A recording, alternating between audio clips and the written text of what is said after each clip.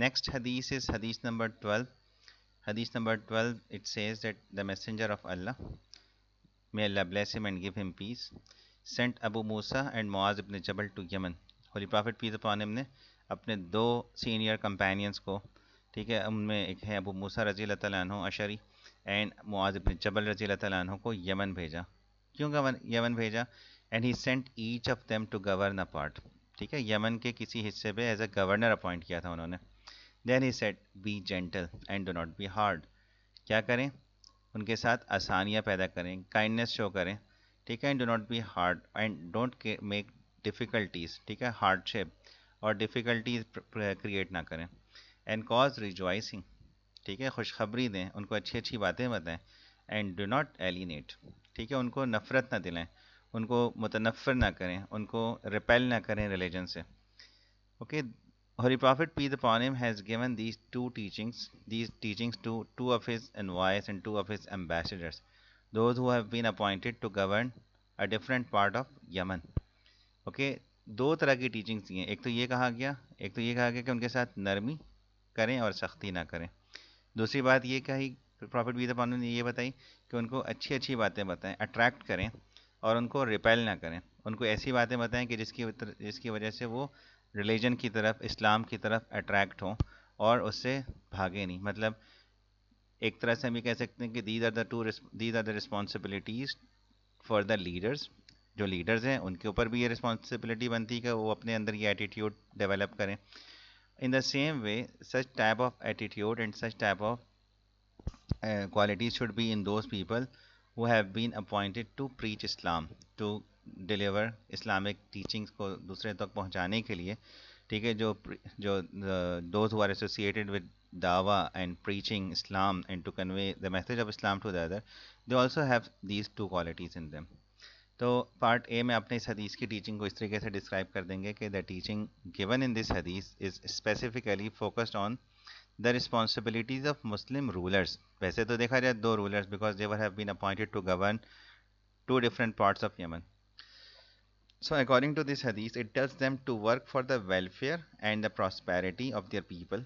Okay, and they should show kindness and justice towards the people they govern. जिनके ऊपर भी वो हुकूमत करने के लिए उनको भेजे, उनके साथ, ठीक है, उनकी वेलफेयर और उनकी प्रॉस्पेरिटी को फोकस करना है, उनके साथ काइंडनेस और उनके साथ जस्टिस करनी है उन्होंने. Hadith also carries the broader instruction given, especially to the two ambassadors or envoys of the Holy Prophet peace upon him, to impart religious instructions with gentleness.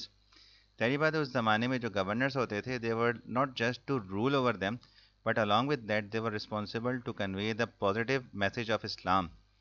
ठीक है, तो they were also responsible to impart religious instructions with gentleness so that people are more inclined towards Islam. Okay, that is why the Prophet peace upon him said in other hadith, the best rulers are those whom you love and they love you. Moreover, Prophet has advised rulers to benefit the people. Okay, make things easy and do not make them hard, and cheer up people and do not repel them. ठीक है, उनको cheer up करें, उनको हौसला दें. ठीक है, और उनको जो है उनको डेविएट ना करें, उनको इस्लाम से के करीब लाने की कोशिश करें. The teachings are for all such people who have a position of authority. Any person who have any position of authority, ठीक है, किसी भी वे में, किसी भी एस्पेक्ट में, the person may be the head of the family or the person may be the head of the institution or organization, he should have such type of qualities in him to administer properly. Part B में हदीस के आप answer कैसे लिखेंगे? All those in position of authority should remember the ultimate authority lies with Allah and their governance should be treated as a trust from him. असल हुकूमत और authority किसकी है? अल्लाह ताला के पास है.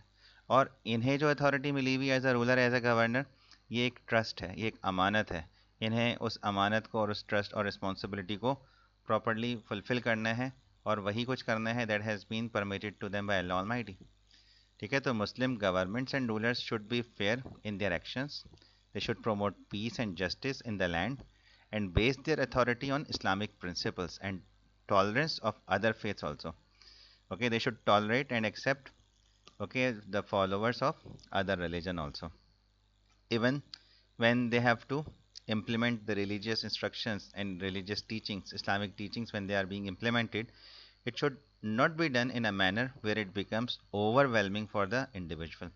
बहुत ज़्यादा forcefully और बहुत ज़्यादा strictness भी that is not good, because यहाँ पे हदीस Prophet peace upon him की हदीस से पता चल रहा है कि they should be very much kind and gentle.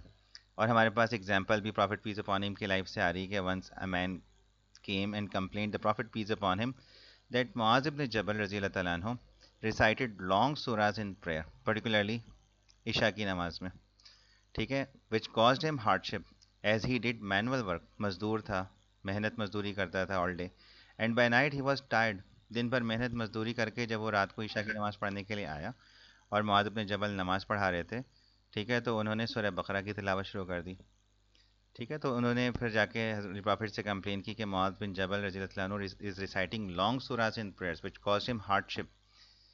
So Prophet peace upon him called Muaz ibn Jabal and he instructed him to recite shorter surahs when leading the prayer. इमाम जब हैं कॉन्ग्रीगेशनल में, प्रॉफिट ने क्या कहा उनको, O Muadh you are putting the people to trial, ठीक है, उनको आजमाइश में और उनको तकलीफ और मुसीबत में डालने की ज़रूरत नहीं है. So moreover rulers should control the prices of basic necessities of life and should not impose such taxes that would be difficult for them, okay, because they are required to be kind and gentle and show kindness and mercy. Okay, this is how this hadith can be implemented, and these examples can be given in your answer.